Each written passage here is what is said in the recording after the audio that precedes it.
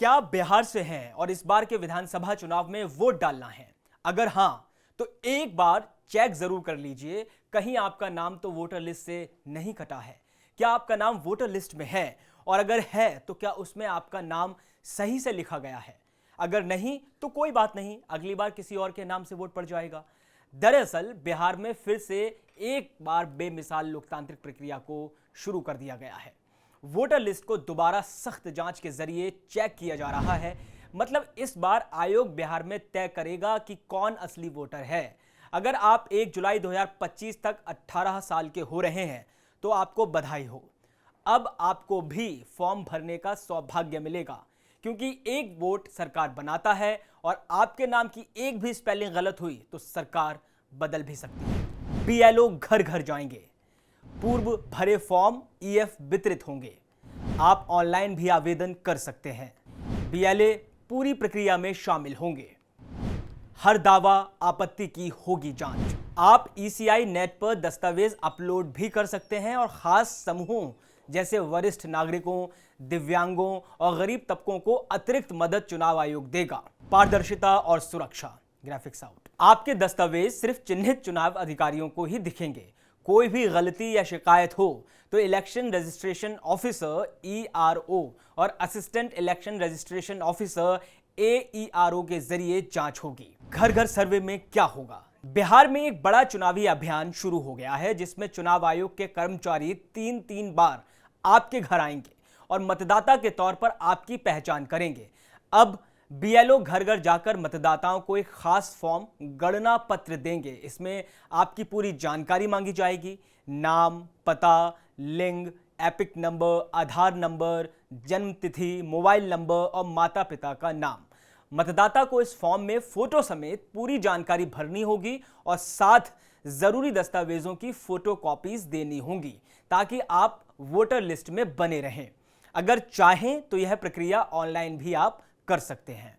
क्या करें आप? एक सवाल वोटर लिस्ट के गहन पुनरीक्षण में क्या क्या दस्तावेज मान्य होंगे आपके दिमाग में आएगा। मतदाताओं को यह साबित करना होगा कि उनका जन्म भारत में ही हुआ है और उनके माता पिता में से कोई एक भारतीय था। इसके लिए उन्हें दस्तावेज देने होंगे। यदि जन्म 1 जुलाई 1987 से पहले है तो व्यक्ति को अपनी जन्मतिथि या स्थान से जुड़ा कोई एक वैध दस्तावेज देना होगा।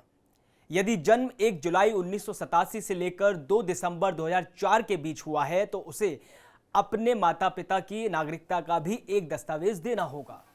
यदि जन्म 2 दिसंबर 2004 के बाद हुआ है तो प्रमाण देना होगा कि माता पिता में से कोई एक भारतीय है और साथ ही उस क्षेत्र के स्थायी निवासी हैं। ये दस्तावेज होंगे मान्य। कोई भी पहचान पत्र केंद्र या राज्य सरकार के नियमित कर्मचारियों या पेंशन भोगियों को मिलने वाला पेंशन भुगतान आदेश, 1 जुलाई 1987 से पहले जारी कोई भी पहचान पत्र, प्रमाण पत्र, सरकार, स्थानीय निकाय, बैंक, पोस्ट ऑफिस, एलआईसी या पीएसयू द्वारा जारी कोई भी दस्तावेज, जन्म प्रमाण पत्र, पासपोर्ट, मान्यता प्राप्त विश्वविद्यालय या बोर्ड द्वारा जारी शैक्षणिक प्रमाण पत्र या मैट्रिक का सर्टिफिकेट, राज्य सरकार की किसी संस्था द्वारा जारी मूल निवास प्रमाण पत्र, ओबीसी, एससी या एसटी का जाति प्रमाण पत्र, वन अधिकार प्रमाण पत्र, राज्य सरकार या स्थानीय निकाय का फैमिली रजिस्टर, सरकार द्वारा जारी किसी जमीन या घर का प्रमाण पत्र। कैसे वोटर लिस्ट से कटेगा या जुड़ेगा नाम? तो याद रखिए 26 जुलाई तक घर घर ये सर्वे चलाया जाएगा। इसके बाद निर्वाचन आयोग इन सभी फॉर्म और दस्तावेजों की जांच करेगा। जिनका सत्यापन नहीं हुआ या जिनकी मृत्यु हो चुकी है उनके नाम हटाए जाएंगे और नए नाम जोड़े जाएंगे। 1 अगस्त को संशोधित वोटर लिस्ट जारी होगी और 1 सितंबर तक दावे और आपत्तियों का मौका होगा। सितंबर में उन आपत्तियों का निपटारा होगा और आखिर में 30 सितंबर को जारी फाइनल वोटर लिस्ट को जारी कर दिया जाएगा। तो अगर आप चाहते हैं कि आपका वोट बना रहे, अभी जागरूक बने, जानकारी भरें, दस्तावेज जमा करें, क्योंकि एक वोट बहुत कुछ बदल सकता है।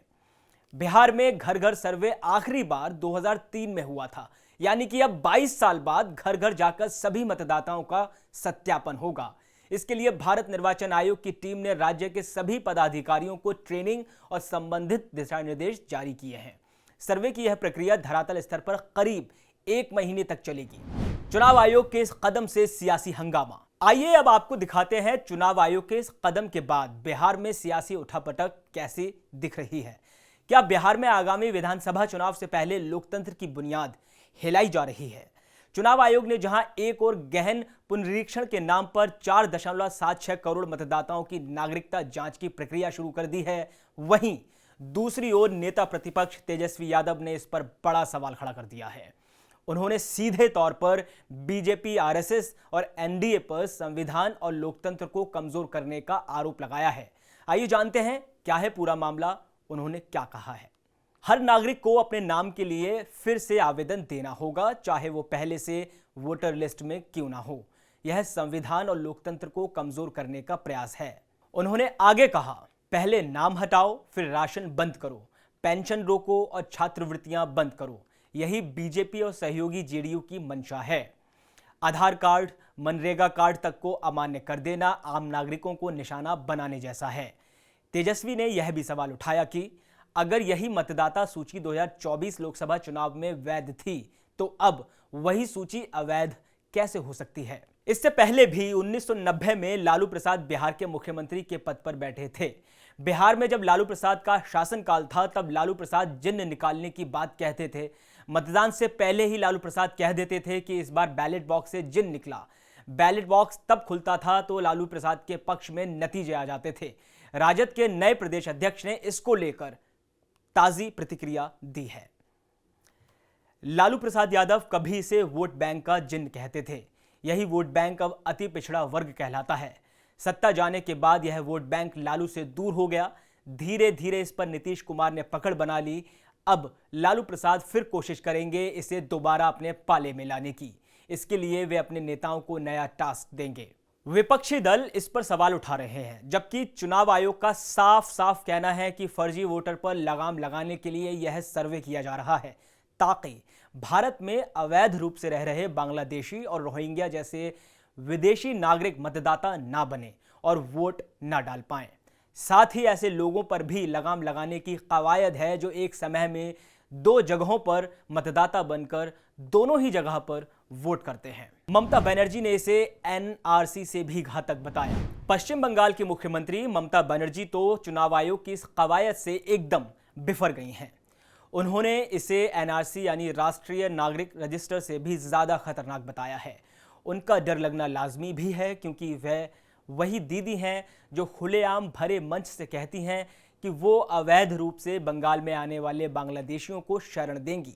ऊपर से ये बात किसी से छिपी नहीं है कि ममता बनर्जी की राजनीति जनसंख्या संतुलन को प्रभावित करती है और उनकी इस राजनीति का ही नतीजा है मुर्शिदाबाद, मालदा, 24 परगना जैसे बांग्लादेश सीमा से सटे जिलों की जनसंख्या में बदलाव देखा गया है। इससे पहले बंगाल में लंबे वक्त तक वाम दल का शासन रहा है, जिसकी नीतियों की वजह से बंगाल में डेमोग्राफी में बड़ा बदलाव हुआ। कुछ ऐसा ही हाल देश की दूसरी सबसे बड़ी पार्टी कांग्रेस का है।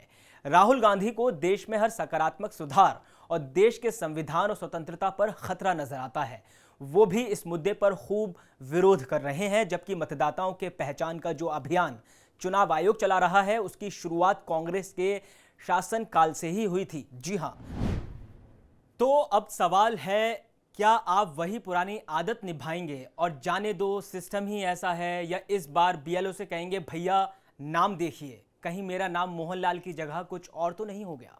फॉर्म भरिए, फोटो दीजिए, डॉक्यूमेंट जमा कीजिए, नाम लिस्ट में रहेगा तो लोकतंत्र गूंजेगा, वरना अगली सरकार चुनने में आपकी कोई भूमिका नहीं होगी सिवाय सोशल मीडिया पर पोस्ट डालने के। वीडियो को शेयर करें ताकि अगली बार वोटिंग लाइन में खड़े होकर कोई ये ना पूछे भाई साहब आपका नाम किस लिस्ट में है, असली में या डिलीटेड में। चैनल को सब्सक्राइब कर लीजिए। इस वीडियो में फिलहाल इतना ही। देश और दुनिया की बाकी तमाम खबरों के लिए आप देखते रहें आईऑन भारत बिहार झारखंड। नमस्कार।